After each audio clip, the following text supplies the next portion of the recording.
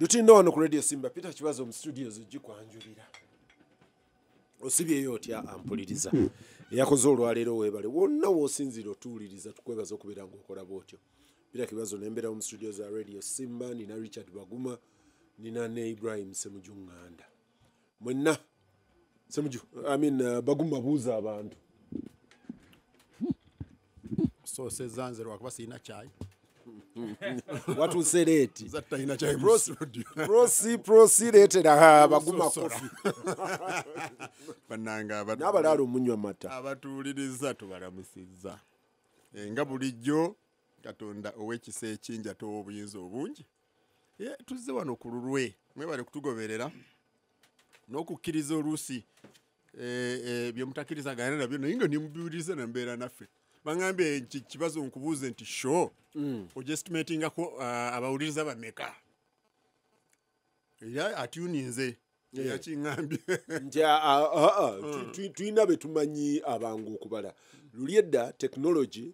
ate mwenna mwabisoma wawo twagambanga nti radio is a mass media.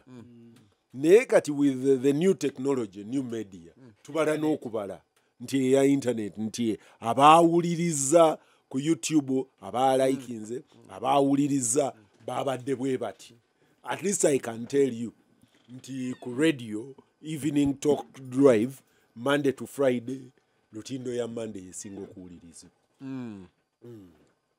Era akiwulidde we bali kukiddamu bw'abanga alina kyayagala kulanga ajje Ssemujju abantu awuliza Radio Simba basebo ne banyabo balamusizza mu linnya lya Mukama Katonda w'ekitiibwa. Assalamu alaikum wa rahmatullahi wa barakatuh. Mva nima kulima kuno okutono okwa sauna Baguma akuyita kwa sauna kaze ekikumi kuba kotono kuba si kachikumi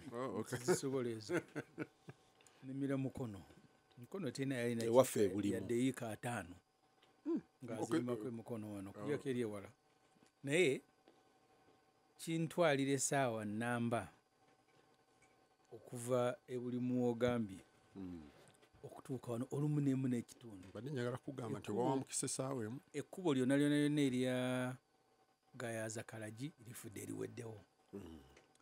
bw'oyita wano ate nga luliye badde ditu waffe najje tuddukira bw'oyita ewaffe mukira n'oyita Nakwero nojja Kiwologoma Kimwanyi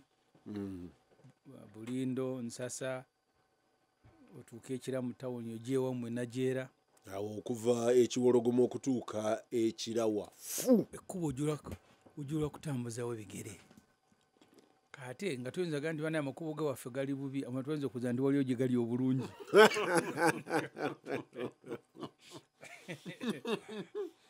naye kana gye kamanyi ati kati mwoyita munaye wokayanira omanyi mbadde ngenda kutandika Ssemujju mugamba mbadde wembadde nga bagamba Ssemujju bamugoba mu office ya Loopo oba bamuseeseetula naye yagaanira mu office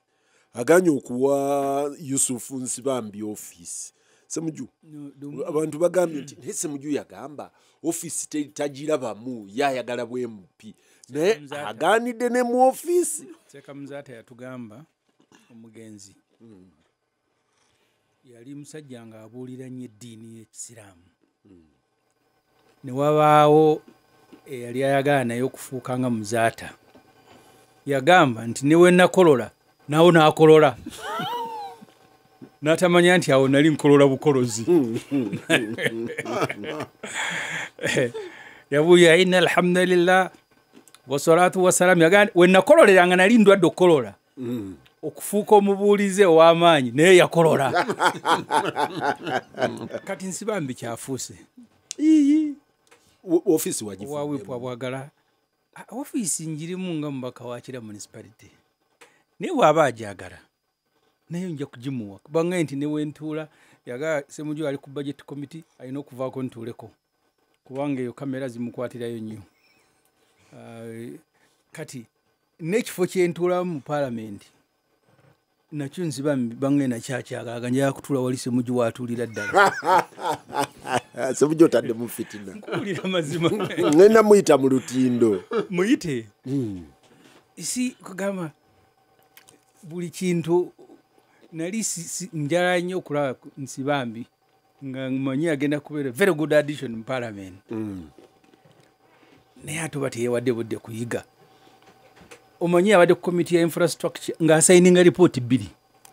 Funayo MP gwe bayita Robert Kasolo abadde chairman akubuulire. Asayininga minority n'asayininga ne majority. Oyo lawyer yasomesanga balawyer Makerere. Nzikuleetera report next Monday. Ko byinjogera ko tibiri mu ggulu. Ssemujju ne Kasolo chairman wa committee gwe njogera ko. Mubuuze. Ndeko naye ne wano ne na kati singo badde osobola n'omukubira sawa n'omubuuza. Nsibambi asayininga report ezi. Majority ne minority zombi azisayininga. Si lawyer. Sebo Nsibambi senior council. Kati nze njogera ku Nsibambi MP ebya council biri bweru wa parliament. Kati ne wana aba ayagala kutuula wentuula nja kumuwaawo.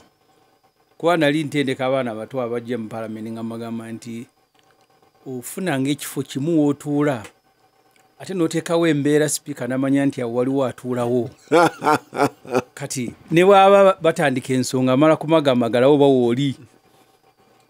Bw'otafuna wootuula n'obeera ng'ozunga buzunzi mu parliament. N'emikisa egyogera gikuyitako ate bw'oteekawo embeera nga sipiika ateeka okulonda. Luli Thomas Tayewa ansanga ate ye bosi wange nti nampita senior. Is modest. Yaga nti Ssemujju ngenda kule koyogere because I need peace. Nakyogera mu parliament ngense ewulira. Saagala kumugani munaye nze nkuma peace. Akumanya oli kiwaji. Buli member wa parliament ekikweta mu parliament kwogera. Era tukokulwana ennyo yogere nze lumu kadaaga yangana okwogera. Ne muteka ku procedure n'enjiwoganyo ku dakiika 2 ngamba okay talk mugamba procedure nali mukubo n'agiwulira kuba kye kinzije wako kujja mu parliament sijja mu kusirika kakati Nsibambi yalooza nti ndowooza Ssemujju watuulo ba speaker walengera njala kumuwaawo na watuulewo abeere ngoli omusajja Ssekamuzada gwe yatugamba yagamba nti yatandika okubuulya naga inna alhamdulillah wa salatu wa salamu ala rasul nga teyamanya nti awo muzaata ekifuba kyali kimuluma yali agogola bulago kati Nsibambi lawyer wamwe bwafuuse ayagala Ssemujju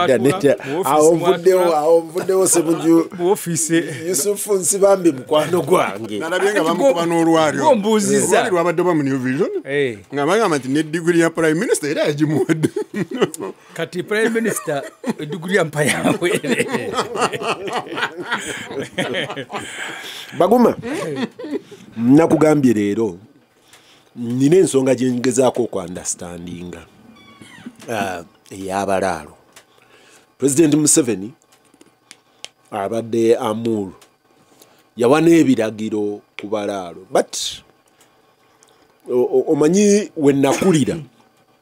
nga ffe tumanyi buli mulunzi wante mulaalo kubanga famire zaabanga n'omulaalo waazo famire ezaabanga n'ente entono muno omwaffe bino Baguma oyinza okuba temubimanyi gwe tewajja kulunda eno naye mwabanga n'ente 2 omulaalo nga bw'abajja okuyitawo ente zammwe ng'azitwala n'agattako n'ezaagundi nga kati bw'omusanga ku kkubo omusanga n'ente 50 naye bw'abaddayo olw'eggulu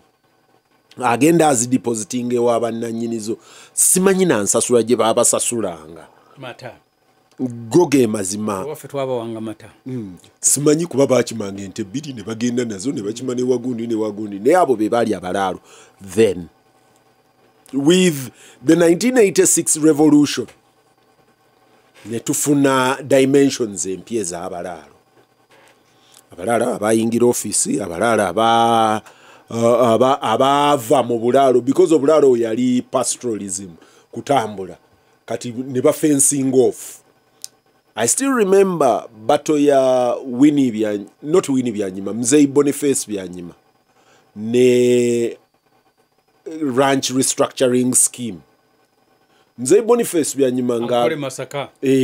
nga Mzee Boniface Byanyima agamba bo basigala nga mweyo bamala ne bamusasula ne challenge yali eyo nti yali yebivuna kinaki government ne zisiba ranches okujjawo nomadism ne babawa ranches. Nze ebyanyima buli mulundi gwe wamusanganga ng'agamba nti naye bano abajja abakomunisiti yabayitanga abakomunisiti nti bwe bajja baagala buli omu yenkane munne nkati nga baagala kutematema mu ranches indeed baziyingiramu naki ne baresettlinga abantu nebeerayo battles eriyo be basasula ne be bataasasula mu Ssembabule eno eryantonde yonna. That wave seemed to settle. Ne tugenda mu wave 2 eyayingira mu Bunyoro. Actually not just Bunyoro, mu Buganda ze bayita Kato Corridor, Kiboga Kyankwanzi ki eyo tebaafuna balaalo bali abali typical, baafuna bamundu ba officers ba NRA aba 1986. Buli eyafunanga ennyumba ekkololo ng'afunirako ne square mile either Kiboga oba Kyankwanzi oba hwa. Bwe nali njogera ne David Tinyefunza nga tannakyusa linnya ku Metropole Hotel emyaka mingi emabega ng'aga nti bwe yatuula ne President Museveni, one of the things that he saw Museveni was very visionary about was yagamba officers abali senior tosobola kubeerawo ng'oyina poloti Kampala, oyina okubeera ne ranch, you must be a producer of sijjukira bwe yakiyita naye ng'aga nti ndoze a producer of wealth and togenda giproducinga nga toyina ttaka, mubeere n'ettaka yonna gye liri. Era David nanga nti officers buli eyafunanga ennyumba omulundi ogwo yali akayanira ennyumba yali ku Elizabeth Avenue. Ssemujju alina okuba nga ya KCC teyali ya KCC mu kusooka President Museveni yagibeeramuuko. Asimanya ani omulala naye yali ku Elizabeth Avenue. Abaali bagikayanira yali Lugunda na Kategaya ng'anaagitwala kijja kulaga nti yaddako mu importance. Museveni gye yasooka okusulamu ekkololo. Kati Tinyefunza agamba nti mu kukayana nga President Museveni abagamba eno ennyumba gy'oyagala ekkololo ne Nakasero is nothing, you want land. But the third phase Tinyefunza yali agenze kugoba kusettlinga balaalo Buliisa ne Mweyo Greater Bunyoro eri fairly unpopulated. Now for the last about 15 years baade bayingira mu Acholi, Lango not so much baaliyo nawo but mostly Acholi. Bwe nagenza okwogera ne Regan Okumu, Regan nanga nti by the way you people are looking at us Acholi because these boys have made noise. Ngagamba Odongoto ne oli omulala mwerabidde yagamba nti abo bakoze noise nanga but the interests that are not making noise will be more disenfranchised than us. Richard, njagala kumpa definition here. Who are these balaalo? Number one. Number two, ba migrating batya nente, what is the interest of the state? Lwaki tebalinga Richard Bagumu wa bulijjo kuba Baguma ajja n'asettlinga wali landlord ewa Kabaka wali teri yakubandulu nti Baguma wuuno. Ekibuuzo ky'okugamba nti omulalo yaani njalira kibabuuza mmwe. Kwezi kyo ndowooza kigambo kya Luganda. Ewaffe tekiriyo. Twakisanga eno. Tetulina balaalo. So muwe simanyi nti waliyo olulimi oluyinamu ekigambo balaalo. Kigambo kyeno. So nandyagadde bakinnyonnyole. Kitegeeza ki? Okulaala. Oba kimulaalo oba I don't know. Naye waliwo kiri kyonnyonnyodde. Wenjagala okutandikira nti oli yajja nga mukozi alunda nte omulimu gwe mukozi kulunda nte n'atwala 2 n'atwala 3 oyo mulaalo kati oyo ate omugeraganya otya noono nannyini nte asengula ente eze n'agenda n'adda ku ttaka wali n'alunda lwaki obenkanya so ekyo kyensookerako nti ekigambo omulaalo kigenda kikyusa amakulu kusinziira ku mbeera eriwo, especially kusinziira ku byobufuzi byoba oyagala okwadvansinga oba ebyenfuna kirabi nze kindabikira ng'ekitambulira ku nsonga bbiri ebyenfuna n'ebyobufuzi nti oli bw'ajanga mukozi akola wagundi alabirira ente mulaalo naye ono bw'asenguka n'ente ze naye n'agenda ku ttaka nga zize ettaka otalina gwakolera naye mulaalo so ekyo kye mbagambye tusobola kumbuuza nze onoŋŋamba omulaalo yani n'enkinyonyola kuba kati kibeera ekigambo kikozesebwa kusinziira ku akikozesa najjamu amakulu ge ensonga ya gye tuliko kati gye twogerako era nze ndowooza kibazo oba mukyamu okugeraageranya embeera ey'omuntu okusengula ente n'azitwala mu teeso n'atandika okulundira eyo nga takkirizaganyizza na nannyini ttaka ekyo bw'okigeraageranya ne ranch restructuring ranch restructuring gy'oyogerako abo abantu baaweebwa ettaka ani yali bawa kati bwajja n'agamba nti tugenda kutulako wano lwaki ensonga yandibadde nti akutuddeko nga tabasasudde mwaweebwa mayiro 5 nakugamba wano nze twalundiranga mu kaceera yenga part of kitundu kya ranchi yali ranchi ya Ankole diocese yes nga ziri mayiro 5 naye nga mulimu ente meka ngeba tugamba nti eri ku jjinja eryengo eyo temugendayo nga because nsiko kati ono wajja okukutulako yes ekyali nze kyenalowooza nti kyali nga sekyabwenkanya oba nakuwa bwoba tewakozesayo ensiko eryengo kale katukutuleko nkuwadde okolera eno gy'oli so ekyo saagala nakyo kukigeraageranya nti ranch restructuring efaanana n'eno kyetwogerako kati so nze kyendowooza kyetwandibadde tuteekako nnyo amaanyi nti faanagana nti byonna birimu abalaalo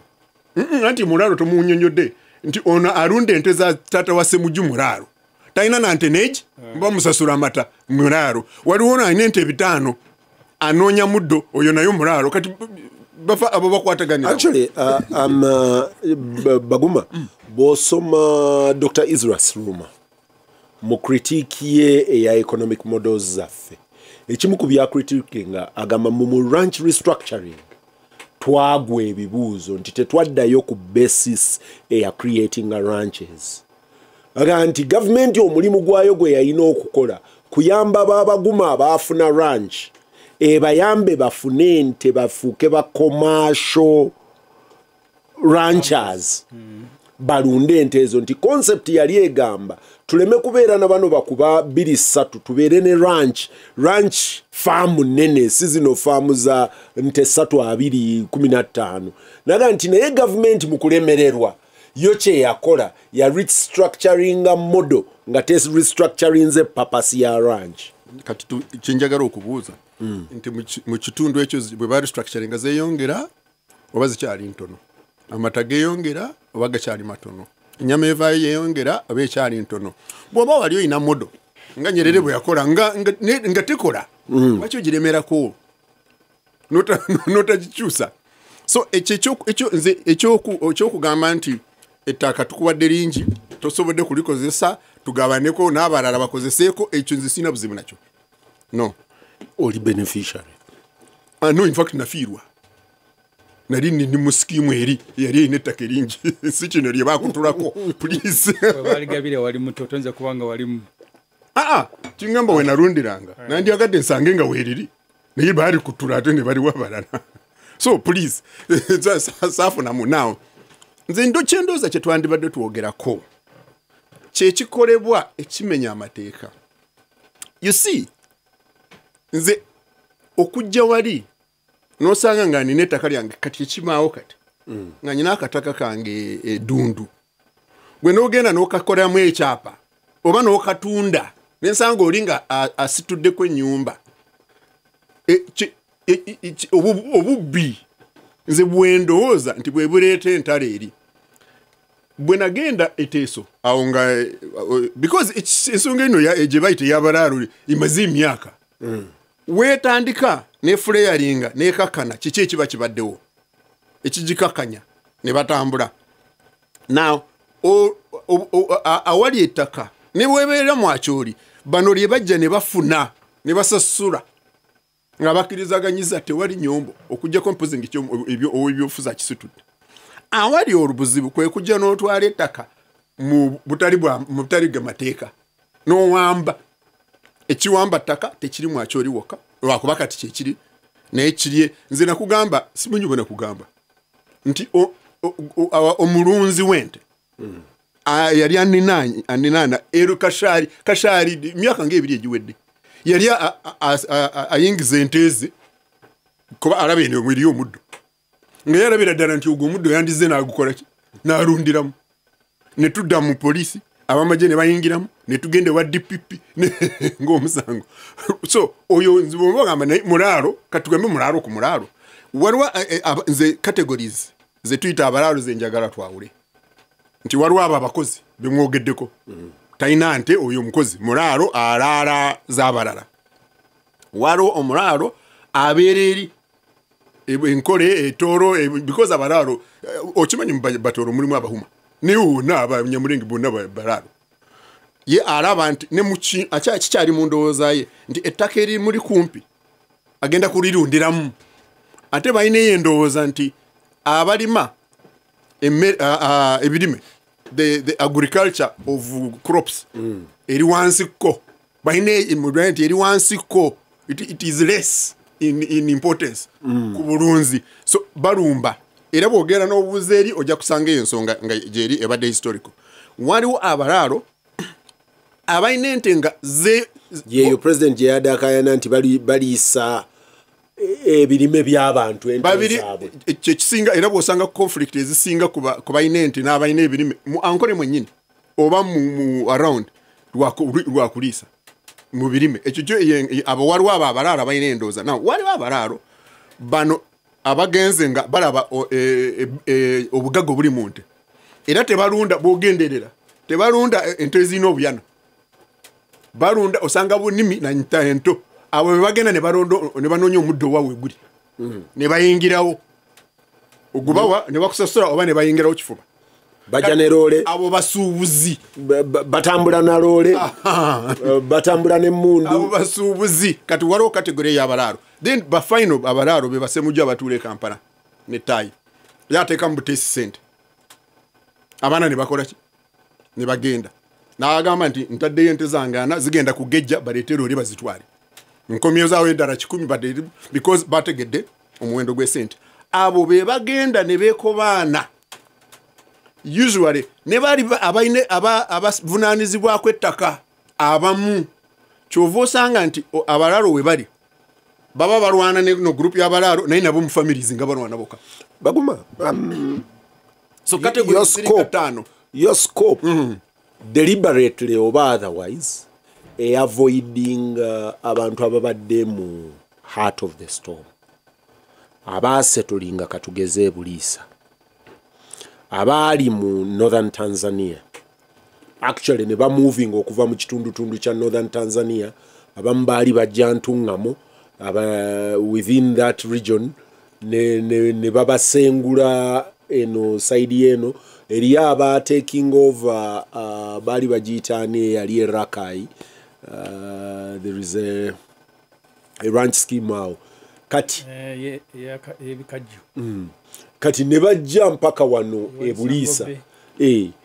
Sango Bay ne tujja tubeera ne crisis eyali ebuliisa because abantu bangi ebuliisa beerabira nti twalinayo abakiga abafuluki abajja ne basetolinga President Museveni n'atuuka n'alemesa ne Chairman Wells C5 yali sekitoleko abantu gwe baalonda baga nti gwe omufuluki bw'ojja wano beera mwetoowaze tokkiriza kulonda naye ng'abantu bamulonze awangudde akalulu ne kati simanyi condition ki gye baakozesa mugamba nti vaako but mweyo region if you remember baatuuka n'ekiseera nga babawadde ettaka nga tinyefunza yagenze yagaba ebyapa eyo group eyo eyina very distinct identity abali mu mambuka ga Uganda baga nti lina ettaka libaddewo mambuka ga Uganda galina ettaka libadde teriri titled for a larger part kati batandika okulititlinga mikwano gyaffe abannabyabufuzi be bamu ku bagagga mu ttaka abasinga and most of them babadde ku opposition naye bonna baafuna square miles z'ettaka nga be bali punks but in the process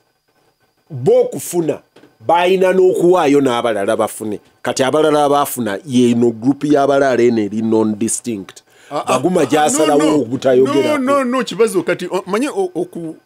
bakita mukita mutya kufutyanka kati ate chonya chuzinga chokola you are being obsessed you see bwogamba nti omukiga yaveeri n'agenda ebunyoro n'atwala ettaka abo baali clear abafuruki tewali clarity yawo nti ate baayomba bali nti ettaka lyaffe kati clarity eriwa oyo aba mulaalo abakiga baasetolinga ne balima lyange bayikifuba oba mulaalo kati nze kyenkugamba nti kyetwandibadde twogerako si ono azze n'afuna ettaka oba ayina ente oba ayina ki mu butuufu kyetwandibadde nze ndowooza twogerako yoyo atwala ettaka nga talisasulidde oba talifunye mu gwakolaganye naye ekibazo kiringa wano obufere bwammwe wano bwe mutukola oli paati omu ya famire bajja babiri ne batunda naye nga bali 7 kati onaze ku ttaka bw'atandika okuzimba nga bagamba nti akoze eki n'eri gyekiri naye waliwo n'abalitwala nabo ne balitwala kifuba so eyo connection now bwe kibeeramu politicians abagala okukomawo a comeback ne distortions nazo zeeyongera so kisaagala nze ogendereko nti oli agenda bw'atwala ettaka n'alitwala irigale nti ekiri distinct lwakuba alunda nte naye tazimbye oba tataddeko nnimiro nti ow'ennimiro mulungi atwala ettaka lyo lwakuba agenda kulima oyo alyoke naye talundirako Ssemujju ensonga y'abalaalo yasitudde ne president n'agenda president lwe yasooka okuwandiika yagiyita executive order ku nsonga y'abalaalo yafuna response ng'agifuna in the most inordate places Salim Sale nga nti mukama wange lindako ene ensonga wayanguye nnyo naye mbadde mpa amagezi tugikwate bwe tuti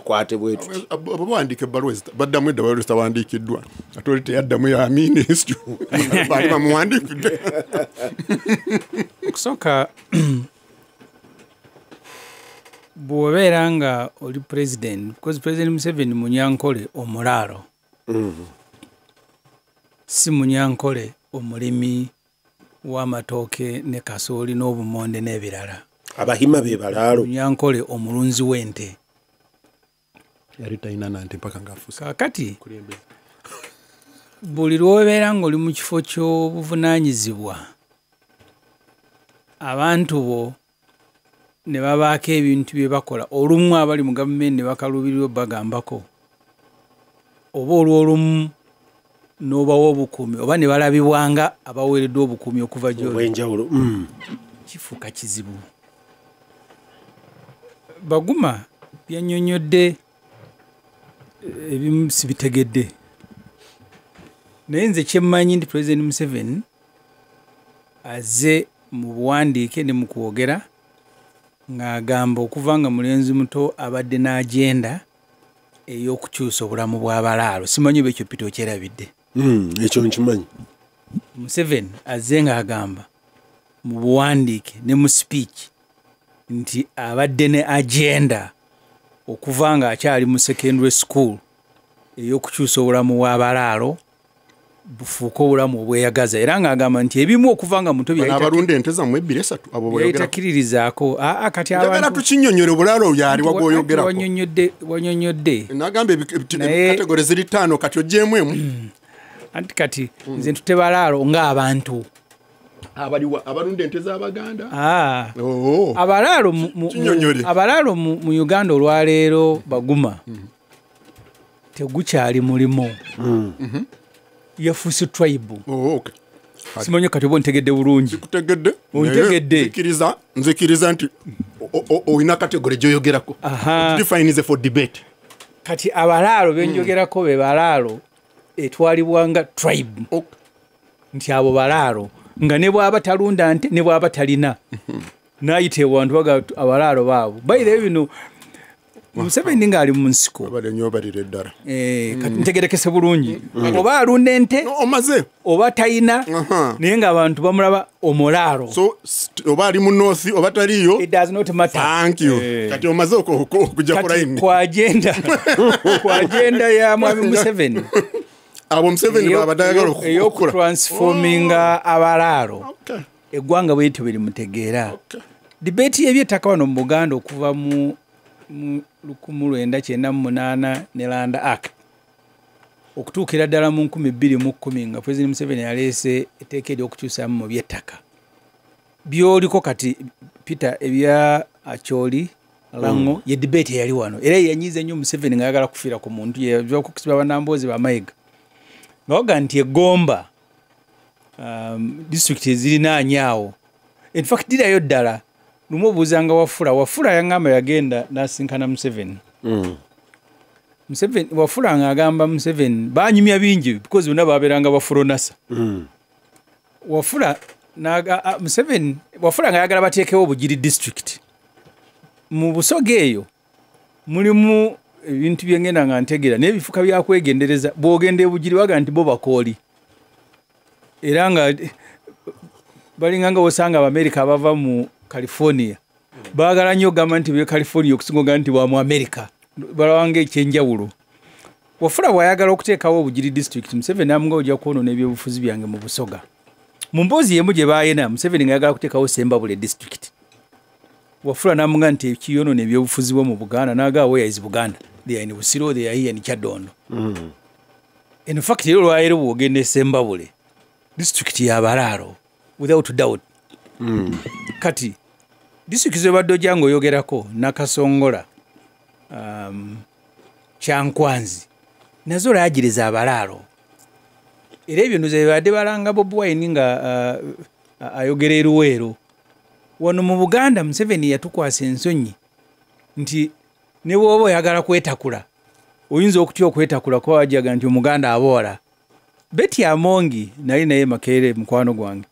twasomanga fena political science abalaalo bwe bagendeera ŋŋo abalango babagamba eno si Buganda gye mugenda ne mutwala amataka tujja kufa n'omuntu yes nga Amongi y'omu ku bakyogera ekyo batalango batete bagipenetrate nze nnyo baaliyo era abamu bakyaliyo so njala debate eno bagumakirize agirabiremu balaale engeri gye bali define and profiled mu Uganda olwaleero kyonyonyodde ndabe nga kutengadde we are talking about tribalism kyonyonyodde oba tribalism oba sitika kyenkugamba nti kati batunuulira tribe ya president habwe context webeera tribalism oli bwajja ngenda nkuwuliriza oli bwajja nga mulaalo ng'ayina emmundu n'abeera ku ttaka mwakyoli ng'alunda nga n'abapoliisi bamutya oyo taba mulaalo ono gweyogera kuwekyaza nga asabe nti ku kyalo nagenda oba tabeera ono mulaalo ali Ruhama alunda entezi batunuulira abalaalo abashuuminze privilege mu kiseera kya Museveni era kikizibu ekiva Zoli yalundanga ku kyalo kyaffe nako kizibu nze nali ne Agichanjo nga awo kati olinga akyusizza mbadde ndowooza nkutegedde ontegedde nti tribe ya president balaalo whatever they are doing balaalo byenjogedde bitegerekeka bw'olina bweyagala obidefine nga sinza kutwalayo nali ne Agichanjo nga tugenze muganda we ng'awasa ntebe eyo ne bamuwa okwogera naga nti Ssemujju abayogera naye nga muganda wa Kyanjo awasa omukyala Munyarwanda speech zaffe naddala eyange nabaga nti ffe twakula n'Abanyarwanda nga ng'oggyeko nti bamu bajjanga ekyazanga okulima naye abaabeeranga ewaka lwafuka Luganda tulina omusajja ewaka nga muyita Samweri nga bamaama bwe baba bagenda okulima gwe balekera abaana n'atuwa caayi n'atubikka naye Museveni bwe yajja n'ateekawo embeera nti azifu Abaganda baali basosola Abanyarwanda kati twali tugamba abaatuwa omukazi ewa Kyanjo nti kino si kipya ffe tukuze nammwe n'okwewasa ne twewasa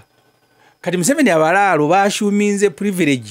wasenga wange yalina matayo ne ruuta nga be bafumba emmere be bakola ki nga talinawo walala waagiri era nga tebayinza kwawukana baliira ku lujjuliro lumu so point gyenzijjako Peter yeyo nyini kiki ekibadde yeyo nyini point gyenjogerako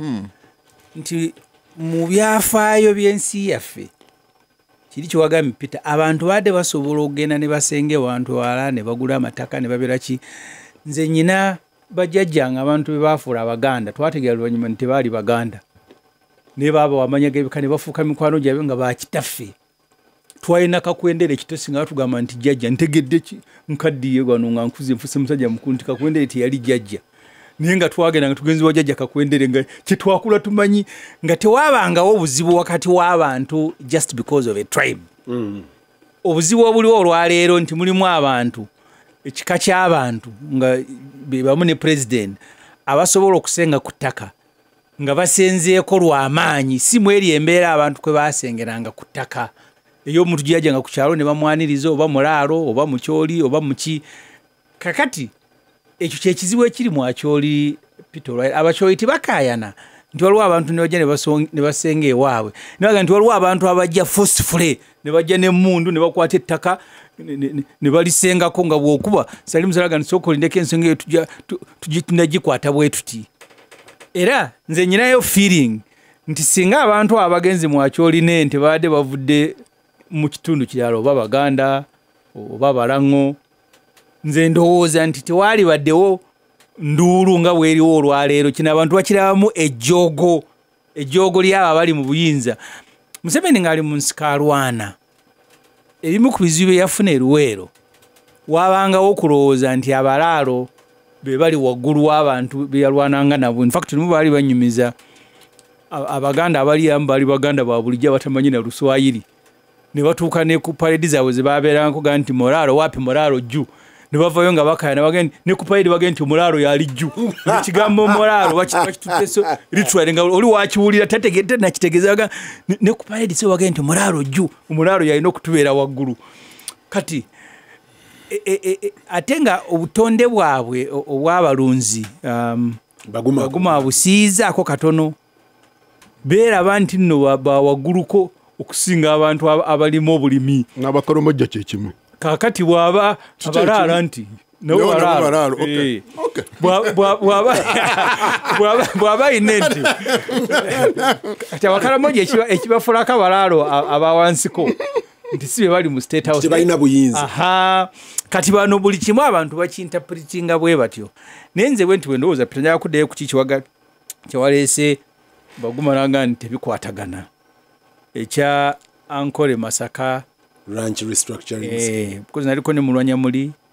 nembeerako dutino wano ku Radio Simba Peter Kibazo mu studios ogikwanjulira Ssemujju obadde ogatta current challenge kati ne ranch restructuring ekiringa ekyagala okwawukanako naye nga mu ndaba yange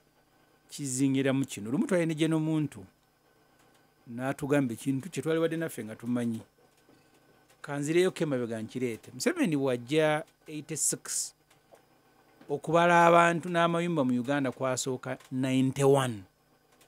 lwe baabala abantu nga tuli miliyoni 12 oba point something. Olwaleero tuli miliyoni olumu gena okulya nga bosi baga tuli 45 oba 43. Kati kitegeeza ndi Museveni abasanga tuli miliyoni 12 tweyongeddeko miliyoni 3 mu meka. Muntu kye yatugamba nti mu Uganda by 2040 ndoze yone projection ya Wibos tugenda kuba n'abantu miliyoni 8. Ettaka terikyasobola kweyongerako. Museveni yasanga tuli miliyoni 12 kati ziri 45 buli mwaka tukula ku bitundu 3.1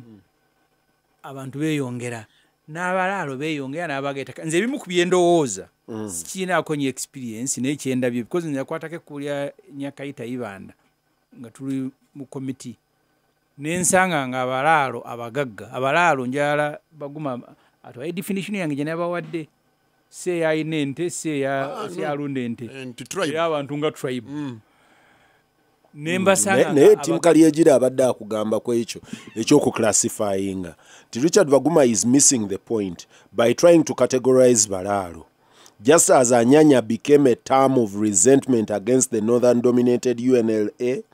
Balaalo has now become an umbrella term of anger and resentment against the Bahima, Banyarwanda, and Westerners in general. Yes. Kati akutwala wali Ssemujju wakututte. Chibazo, I don't know why you are rebelling. I said I have already agreed with Ssemujju. Oyo sinza alebaringa oyo Tim Kalyegira yabadde akugamba. No, there is no need to labor. I have already agreed nti obulaalo bwe kibanga tribe ekyo kati tugende ne debate kyona kyawededda tetwetaaga kubeera nga so kyamade ngamba nti tulina kati problem za mirundi ebiri mulimu abasuubuzi baguma bagambye including abamu bapolitician they are my friends baguze ettaka walutamaguzi nakaseke bayina ettaka nakasongola bayina ettaka ekyankwanzi mu bunene kubanga bo balundira wanene okusinga kufe naye nga gye bafunye ettaka olumu abantu ababaguze ettaka beefuula n'olumu bantu bagandi babagula kubanga bo balina sente bo bali vulnerable nze kyenneewala ennyo ye muntu okutunda ettaka ng'otegera ate nkyano nga ndi bampadde sente entono ekyo sikikiririzaamu kasosalawo n'olitunda tokayana naye concentration y'abalaalo ekiboga district z'emmenye ereetera okuwa ekifaananyi ng'ekyali ekigenderere naye mulimu n'abantu nga bamu mikwano gyange they have nothing to do with bulaalo naye nga bava mu area erinaanye okikati nga bintu tenga tribe kaakati point gye mbadde ngendako ey'abantu mu Uganda okweyongera ne Mwankole yennyini nnyini naye problem kati gyeri ey'ettaka kubanga we wamu kuweesinga obunene ng'ovudde e Kabaale Kigezi area ndowooza Ankole yesinga largest chunks of fenced off lands. Yes, kati buli woosiba ettaka bano babaguma abalaala abagagga badiprivinga abalaala abatali bagagga n'abato abazaalibwa chance nabo y'okulunda. In fact nali ndowooza nti the whole restructuring process Masaka kyeyaliko nti abantu bafensinze ova ettaka olinga baguma bagenda abatalina ntezijyamu lirye ate nga waliwo abalala abaagala okulunda nga tebalina we balundira because area y'Essembabule okujja oyitaawo ogende emabega ke nagamba nze nga ndi mu siniya ya 5 ya 6 twagenda okulambula Lake Mbulo ngenda okuddayo okutwalayo abaana nga nzadde kati ndi muzadde nga Lake Mbulo nkyagirabako nga ndaba zebula zirina nte kati nga bagitwala nenda kusiba nga abali mu kugizaawo Sirole naye luli twatambula nga batuga nti ka Lake Mbulo kenyini we kayite twatuuka nawo nga nti eyo wali forested nnyo ne kulunda kayitako nga mbuza Lake Mbulo eri wanga nakayiseeko kali mabega sometime bago kati bali mu kugi they want generating eddewo nga bwe yali nekongolero okuva eri Antondo okutuuka Embalala ebisolo byabeeranga ku kkubo nga birya n'abantu kati olwaleero olengera mayumba g'abantu abasenzeeyo so problem y'ettaka mu Uganda egenda ekula kuba abantu beeyongera kino obuzibu bw'abalaalo kye buliko nze era ntuuka ne mbuuza bwe mba mbagoba Mwakyoli wano nga bo weebali Nakasongola weebali ne mu bitundu birala mu Buganda Gomba Ssembabule bwe buzibu bwenfuna ne president nti bwe wabeerawo tribal territorial area nti eno y'Abakyoli bo tebakkirizayo balaalo kitegeeza abalaalo tekwa okubavuga ne tubazaayo ku area president gyagamba nti eno territorial y'abalaalo bonaona balina okuyitawo tubatwala bali Essembabule bali tubatwala ebulaalo ntuga nti abalaalo mubeeraawo ekizibu kyenyina n'ekintu kino nti kifuuse kyabyabufuzi Museveni anoonya akalulu Mwakyoli tayagala Abakyoli banyiige kubanga kati bwe bafuuse abamu kubamuyambako okubeera naye kikulyetinga problem ewalala kubanga bw'oba bava Akyoli njala bajje nga oluweero wonna tubeere Museveni atulage bulaalo. But I mean president yakikola ku Bakiga nga bali Buliisa bakyaliyo no yakikola n'abaga nti mwe wano temukulemberawo shut up yibe bakulembeze but nkasimire bakyaliyo bona bakulembeze you see oyogedde ekintu kye nabadde ngamba nti ngenda kubuuza mu program nti ebulaalo yewa because bwontutte ku tribe unyamba nokindefiningira nengamba kati abo eyo tribe ekyalo kyabwe kyekiriwa then ekyo ekirala Bapalestine bwe batuuka ebulaalo ne basinkanayo Omukyoli oba Muteeso naye bamugobe because that's what I was asking bw'ogamba nti abalaalo bave Mwakyoli kitegeeza buli gye bali bateeka okuvaayo because you are lighting a fire. Yes, olyawo Nakasongola agenda gamba naye wano nga woweebali ow'Essembabule ow'Egomba kati president twagamba naye yennyini because Museveni faamu ye biri ebyalo 8 ekisozi bwe tuba tutwala abalaawo twagala naye aba abakulembera tulage bulaalo bagendeeyo babeereyo kuba tojaga ndi bajja kuva mwakyoli yokka ate nojja nonyugira Bobi nga yogedde Luweero. Nze kinaga nti ekizibu olwaleero kye tulina Museveni yakireeseewo olw'okuba yalina agenda because currently kiri akyoli naye nkugambye nti mu kwogera ne Reagan okumuyanga nti abateeso omumanyi bw'ayogera aseka naga nti tomorrow it's going to be in Teso and you're going to see the same fire. Kati mwakyoli Mulango West Nile bo bakayanye in fact bo tebaba choosing tribalism. Omanyi abantu basinze okwachoosing tribalism baganda bawano omuganda bayogera nga tribalism wano mulala ina wokusengawo mu mirembe taina kusenga mwakyoli taina kusenga mu Teso taina kusenga mu West Nile okuresolvinga problem eno kyonga nti Kasita Museveni yajingizaamu ebyobufuzi n'okuteekawo embeera nti ye kati ye champion w'abalaalo agenda kuleka eggwanga ng'ali divide nze nga lirina obuzibu yeeti abantu luli baasenganga nga tebagenda na mundu tebalabibwa nga baleetebwa gavumenti nga baba bazze ku lwabwe. nina male Moses wano abagamba nti lift yourself to the bigger problem. This is the problem of increased populations on inelastic resources. Countries must plan for their agriculture and plan for their habitation. Maybe this is a good thing to ask the state now to plan urban centers where people release land. If you do not do that, these tensions will continue. We will kill each other. Yeah, but you see, simanyi olibwa kugamba nti Moses male neyo oba pastor oba mulala simanyi. No, Moses bwa kugamba nti biri inelastic n'aleeta solution nti amawanga galina okutegekera abantu baabwe kuba beeyongera. Uganda si nsi mu nsi eyokusatu esinga okuzaala abantu abaana abangi. Second yeyokubiri yeyokubiri okusinga okuzaala ennyo ne tweyongera. Now kyagamba ze Moses kyempulidde ekizibu si nti tweyongedde nnyo bakizi nti tetutegekera. So agambe we must plan, so we are not planning. Ekizibu nti tetutegekera. Ekirala bumenyi bw'amateeka, criminality, impunity. You see ze bw'ngamba nti bwe muba muvuga entinda nga waliwo ka bridge wakati bantu balina okukeepinga left. Abana abajja n'ababoda n'abamotoka emmotoka ezimu ne bayita ku ddyo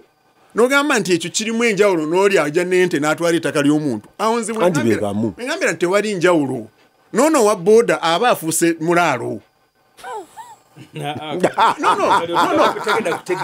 No, mu behavior, impunity. Kye twandibadde twogerako si tribe, twandibadde twogera ku impunity. Ekyo kye twandibadde twogerako eri eyabali because waliwo wano bidi holiday akugaa nti naye abantu bemwogerako are not ordinary. Balunda ente nga balina kagala ayina AK-47. You're not talking about an ordinary mulaalo. Niba batalina AK-47 twagambye nti kasita abeera muntu bwati oba ayina muggo oba ayina kiyoyo endabika yeeyo omusaayi gwogwe ayina wetumumanyira tribe ye yeeyo. So oba ayina emundu oba ayina omuggo tribe twagidefininze dda. Now nti obumenyi bw'amateeka, criminality, ekikaabya abantu oli najjana nti ettaka lyaffe mulitwala kifuba. Yes, you are grabbing. Kivaako ki obuzibu. Now bw'ongamba nti ekyeyongeddeko nti abantu ababetta ekibattaka ekyo abantu abakikola balina engeri gye bafaananamu oba balina oludda lwe befaanana balina gye bava. Naye tugambye nti tewali bulaalo, tewali kitundu nti bwe bulaalo. So bwe tuba tugenda kubazaayo tubazaawa baddawa lwakitura tugenda wali awali ettaka ly'abaguma ranch kwe yalundira. So awo wewali ekizibu ate ffenna aboogera ku nsonga eno ebyo bye tutayogera tukoma wano waggulu nsonga y'eggulu nze ndowooza bumenyi bw'amateeka bukumpanya impunity simanyi bwe bakyogera mu gundi no nze eri ababuuza nti tulinamu community ezitali native nga balaalo tebali native bajja buzi ebyo abantu babyogera oba because ekyo kyabuuza addamu kiri kye mugamba nti tebalina gye baava ekintu abamu naddala obutatamba kye batamanyi nze nava nengende wamuzeeru zinana n'ensula enaku 3 nantwala ku border wali wobeera nga saidi eno Tanzania eno abantu ne bangamba nti bagobye ab'e Tanzania uliriza nti rero abantu ababeera Tanzania n'ababeera wano uliriza baguma nti wano nga Tanzania wano Rwanda in fact bwogenda mu parliament ya Tanzania ba MPs abali ku border za Uganda boogera Lunyankole Uganda era bemba minister tibijuka mu government e Tanzania kati nzirayo ku border e Bunagana ne committee nga tuli ku one stop center nga tubuuza bwe bitambula ku border saa natugamba nti mutusaasire omuntu ali Rwanda naye ebijanjalo bye ne muwogo biri Uganda akulosinga nayo nsi omwana nadda n'agenda n'anona obuugi nti kati oyo tustampinga emirundi 8 olunaku gyatambudde. Is that possible? kyekiri ebusi ewabaagrawo yes, kati abantu balina okukitegeera era ndowooza tibali kitutengana kivumo abantu abali ku borders on either side y'ensi gye tulinaanye be bamu n'abali buli wamu abali e Rwanda n'abali entungamo kulinaanaawo be bamu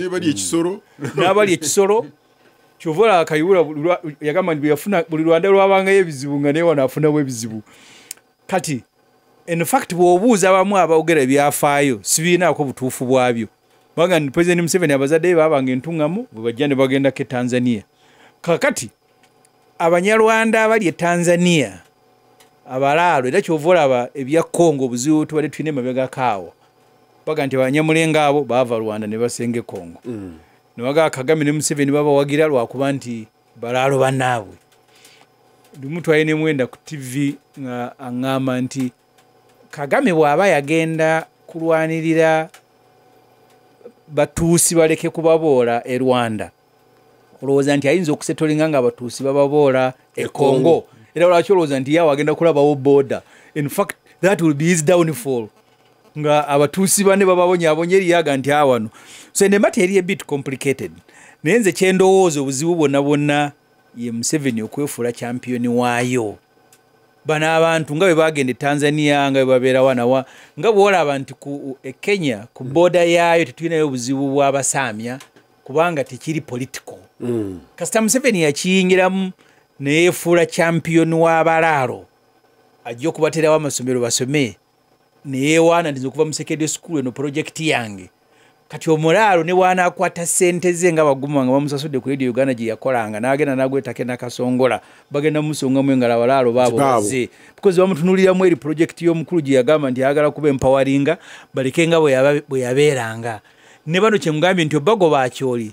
nze Ssemujju nkisangamu problem ne president okukiyingiramu because bwoga nti ogenda creatinga territories za tribes mu Uganda kitegeeza nti tuddemu twedefining ne buli ali wano nga si Muganda addeyo ewaabwe. It is as complicated naye abantu president agala kukitwala simple kubanga yebifusi byakunoonya apuliriza Olutindo